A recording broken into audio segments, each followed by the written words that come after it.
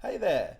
In this episode of Analytics Academy, I'm going to show you how you can use a tool called Attributor to capture Google Ads data in Contact Form 7 so you can track which campaigns, ad groups, and keywords are generating you leads.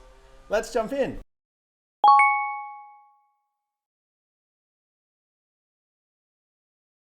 Attributor is a small bit of code you add to your website. When a visitor lands on your site, it detects where they came from and saves the data in a cookie. Then when they complete a form on your website, it writes the data into hidden fields in the form, and the data is captured by your form tool and can be sent to your CRM and other tools.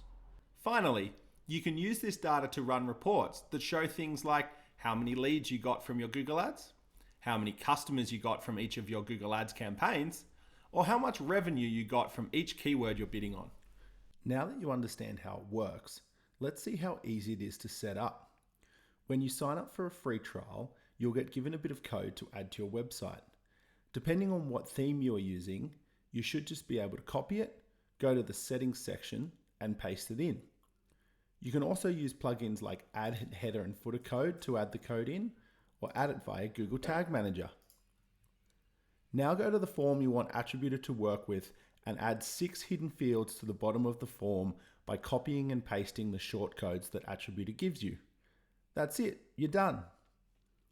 Now when someone completes a form on your website, Attributor will write information on where they came from into these hidden fields, and it will be captured by Contact Form 7. You can then include this information in your lead notification emails, store it in a spreadsheet, send it to your CRM, whatever you need. To learn more and start a free trial, visit attributor.io today.